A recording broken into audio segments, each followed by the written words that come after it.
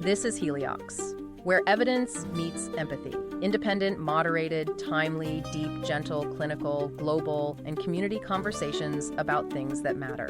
Breathe easy, we go deep and lightly surface the big ideas.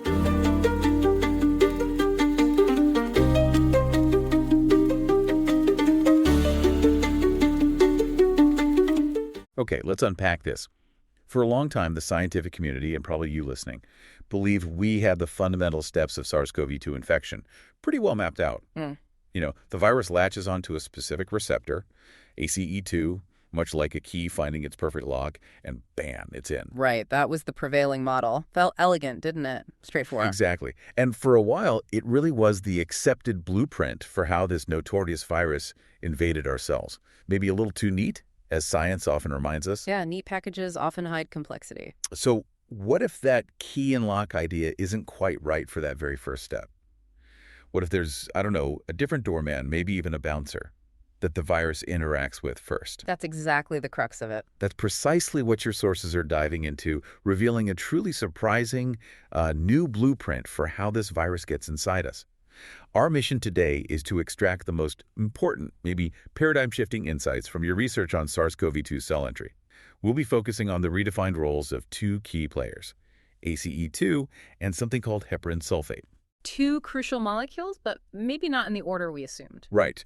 So to really appreciate this shift, let's quickly recap what we thought we knew the established understanding. Good idea. Lay the groundwork. The consensus has been that the SARS-CoV-2 virus, specifically its distinctive spike protein, the S protein, primarily binds to angiotensin-converting enzyme 2, or ACE2. That's the receptor on our host cells. And that binding was seen as the critical first step, the initial handshake for infection. Exactly. What's truly interesting, though, is that even in those earlier studies, like the one discussed in Engaging the Spikes by Kalra and Kanamala, they were building on research by Clausen and others. Scientists had already started to notice something else. Oh, what was that? Well, they observed that heparin sulfate, or HS, which is a type of complex sugar molecule, part of our cell surfaces, played an important role. Okay. At the time, though, it was seen more as a necessary cofactor. Think of it like an assistant, maybe, helping the main player, the spike protein, get into just the right position to bind effectively to ACE2. So not the main event, but helping set the stage. Precisely. HS itself is technically a glycocalyx polysaccharide, basically a long, complex sugar chain with a strong negative charge. You find it on the cell membrane or in the stuff surrounding the cells, the extracellular matrix. Right, got it. And back then, the proposed role was quite clever. It was thought to interact with the receptor binding domain, the RBD, that's the bit of the spike protein that contacts the cell, on the S1 subunit. And this interaction seemed to help the spike protein adopt an open shape, an open conformation. Making it easier for ACE2 to bind. Exactly, thereby potentiating viral infection, as they put it. It was sort of gathering the virus, positioning it. Some even called it a virus collector. A virus collector, interesting term. Yeah, and just to get a bit more specific, those negatively charged HS molecules, they interact strongly with positively charged amino acids on the spike's RBD, things like arginine and lysine at specific spots. So an electrical attraction pulling them together. Right. It looked like this cooperative effort where both HS and ACE2 binding sites could be engaged. Okay. So even back then, we knew HS was important, helping the virus bind more effectively, like a stagehand, getting things ready. Exactly. But your newer source, this paper by Han et al., Nanoscopy, reveals heparin sulfate clusters as docking sites. That title alone suggests something different. It sounds like it takes this understanding and kind of flips it on its head. It really does. This is where the paradigm shift happens. It forces us to ask, what if HS isn't just the assistant? What if it's actually the primary point of contact? The main door, not the helper opening it. Precisely. And the Han et al. Research, using these incredibly powerful light microscopy techniques, STED and MinFLUX neuroscopy. Well, you mentioned those. They can see tiny things. Incredibly tiny, down to the nanometer scale, resolving individual virus particles and receptors. And what they found was, well, quite definitive. Yeah. Heparin sulfate, not ACE2, mediates the initial SARS-CoV-2 cell surface attachment and the subsequent process of getting inside the cell, endocytosis. Wow.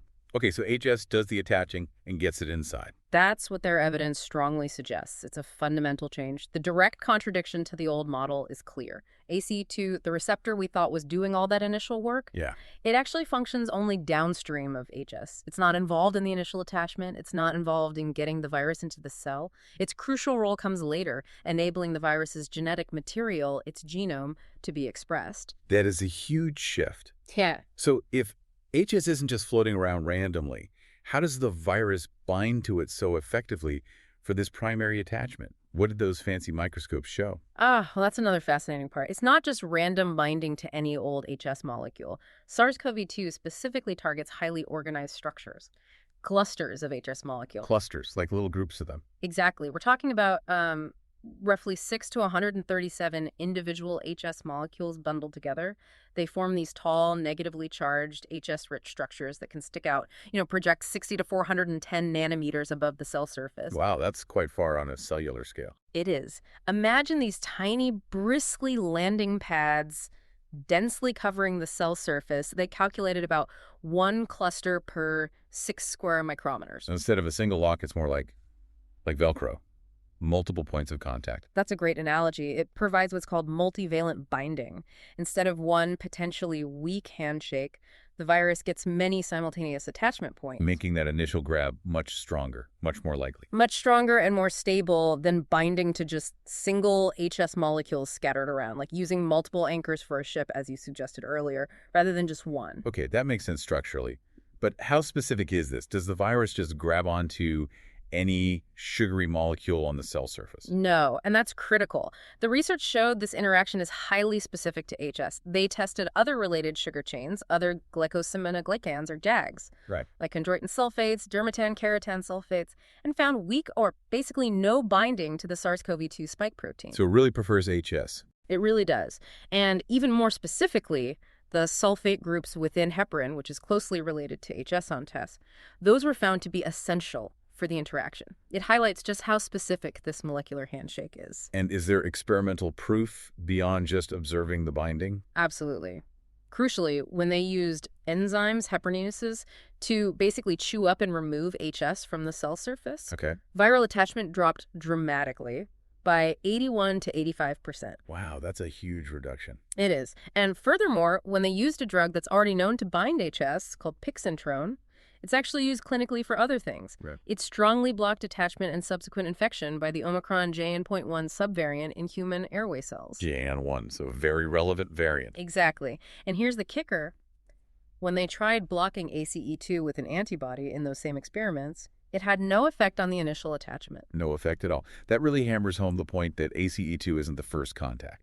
It strongly supports that conclusion. And it's also worth circling back to that evolutionary point from cholera and Kandimala. Right, the comparison with the first SARS virus. Yeah. SARS-CoV-2 actually evolved an enhanced ability, a stronger positive charge in the right places, to grab onto the negatively charged HS compared to SARS-CoV-1. Specific amino acid changes like lysine at 444 and asparagine at 354 seem to have made it better at latching onto HS. So it's specifically adapted to use this HS doorway more effectively. Seems that way. Okay, so if heparin sulfate is the primary doorman, gets the virus attached, and even starts the entry process, what about ACE2? Is it just waiting inside? Does it become, less important overall? Not obsolete at all. That's really important to stress. This deep dive shows ACD2 is still absolutely essential. Its role has just shifted dramatically in the timeline of infection. Okay, so where does it fit in now? The findings indicate ACE2 is required later for viral genome expression. Remember, that's the virus's ultimate goal, getting its genetic instructions read by the cell to make more viruses. But ACE2 isn't needed for the initial docking on the cell surface or for the actual act of being pulled inside the cell. And how does it get pulled inside then, if not via ACE2 directly? The main route seems to be endocytosis. The cell membrane essentially wraps around the virus, engulfing it in a little bubble or vesicle. Okay. And this endocytosis process is really interesting. It's triggered by that initial HS binding, and importantly, it happens largely independently of ACE2. So HS binding kicks off the engulfing process. Yes. The research suggests it involves something called dynamin-dependent endocytosis. Dynamin is a protein that helps pinch off these vesicles. It might even involve a process called macropinocytosis, which is like the cell taking a big gulp forming these quite large vesicles. Oh, large. They observed vesicles ranging from 115 to almost 800 nanometers in diameter. Big enough, actually, that they saw multiple virus particles, like 1 to 5 virions, being engulfed in a single vesicle. Wow, packaged up together. So ACE2 isn't involved in that part. What's its new job then, once the virus is inside these vesicles? Right. So once inside the cell, these vesicles mature into structures called endosomes. And here's the fascinating part. ACE2 gets pulled into these same endosomes along with the virus. It gets co-internalized. Ah, so they end up in the same compartment. Exactly. And it seems to be there within the endosomal membrane that ACE2 does its crucial work. It likely binds to the spike protein, causing another change in the spike's shape. A conformational change. Yes. And that change exposes sites on the spike protein so that cellular scissors, enzymes called proteases like cathepsin L, which are present in endosomes, can cut the spike protein. And that cutting is important. Absolutely critical. That cleavage facilitates viral fusion, where the virus's outer membrane merges with the endosome's membrane, and that allows the viral genome to finally be released into the cell's main compartment, the cytosol, where it can start replicating. Okay, so let me see if I've got this straight. We're looking at a 2-receptor entry model, really. That seems to be the picture emerging. Heparin sulfate clusters act as the primary docking sites. They grab the virus, hold onto it strongly, and trigger its entry into the cell via endocytosis. That's the first stage, attachment and internalization. Then, once the virus is inside an endosome, ACE2, which got pulled in too, binds the spike protein. This allows enzymes to cut the spike, leading to fusion and the release of the viral genes. You've got it. HS gets it attached and inside, and then ACE2 facilitates the final step needed for genome release and replication. It's a multi-stage process, much more complex than the simple lock and key we started with. Absolutely. And the implications? Well, they seem pretty significant, right? Especially for treatments. Oh, profoundly significant. This revised understanding really re-emphasizes the importance of targeting that initial virus HS binding. It could be a critical anti-COVID-19 strategy. Because if you block the very first step. Exactly. If HS is the first point of contact, blocking that interaction could potentially stop the infection at its earliest possible stage before the virus even gets a proper foothold in the cell. So what kind of therapeutic potential does this open up? Well, it shines a new light on some things we already knew, actually. Earlier studies had shown that heparin, the anticoagulant drug, Right, used for blood clots. yes, it also had an inhibitory effect on SARS-CoV-2 infectivity. This new research clarifies that its antiviral effect seems to be separate from its anticoagulant function. It likely works by directly blocking the spike protein from binding to HS on cells. Interesting. So its benefit might have been twofold in some patients. Potentially, yes. And similarly, using heparinase, the enzyme that breaks down HS, also significantly reduced attachment and infection in the lab. And then there's pixantrone, that HS binding agent we mentioned. Yeah, the one that blocked JN.1. Right. The fact that it's already a clinically used drug is promising. It's strongly inhibited attachment and infection in human airway cells. This all points towards maybe a powerful combination strategy. Like hitting it with 2 punches. Sort of. An early HS blockade to prevent the initial attachment, maybe combined with something that targets ACE2's later role, or the fusion process, to inhibit those crucial post-attachment steps inside the cell. That makes a lot of sense. Cover the entry points at different stages. Mm-hmm. And now, let's zoom out even further. You mentioned HS. This isn't just about SARS-CoV-2, is it? You said other viruses use it. That's right. And this is where it gets really interesting for the bigger picture. Many other viruses, including the original SARS virus, SARS-CoV, even common cold coronaviruses like NL63, plus hepatitis C, HIV, Ebola, papillomaviruses, herpes viruses, they are all known to interact with heparin sulfate to some degree. Wow, that's a diverse list of viruses. It is. And this research strongly suggests that HS might be a much more common primary cell surface attachment receptor, not just a helper molecule for a whole range of viruses, maybe a kind of universal welcome mat that many different viruses have learned to exploit. A universal welcome mat. I like that. So the potential implications are huge. Maybe a broad spectrum antiviral strategy. That's the exciting possibility. If many viruses are using HS as their first contact point, then targeting HS could be a powerful approach against multiple infections. How might that work practically? Well, for respiratory viruses like SARS-CoV-2, maybe something like a nasal spray, delivering HS competitors molecules that look like HS and block the virus from binding the real thing, or delivering heparinase enzyme directly to the airways, that could potentially be an inexpensive but really effective way to prevent infection right at the source. Blocking the door before they even knock. Pretty much, yeah. Okay, so today we've taken a really deep dive into this surprising new understanding of how SARS-CoV-2 actually starts its attack on our cells. It's a compelling shift from the old blueprint. Definitely a rewrite. Heparin sulfate clusters are the initial docking sites. They mediate the attachment and pull the virus inside through endocytosis. And then ACE2 steps in, but only after the virus is already inside, helping it release its genetic material. A clear sequence. HS first for entry, ACE2 second for genome release. It completely rewrites the rulebook for how we thought this virus worked at the entry stage. And it opens up some really exciting new avenues for treatment and prevention. New targets, new strategies. Not just for COVID-19, but potentially for a whole host of other viral infections that might be using the same HS welcome map. The broader implications are quite significant. So here's a final provocative thought for you, our listener, to maybe chew on.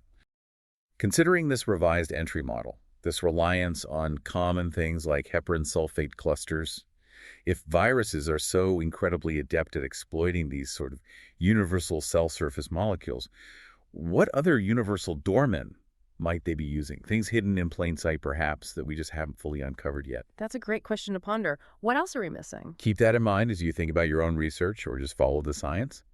And we'll be here for your next deep dive. Thanks for listening today. 4 recurring narratives underlie every episode: boundary dissolution, adaptive complexity, embodied knowledge, and quantum-like uncertainty. These aren't just philosophical musings, but frameworks for understanding our modern world. We hope you continue exploring our other podcasts, responding to the content, and checking out our related articles at helioxpodcast.substack.com.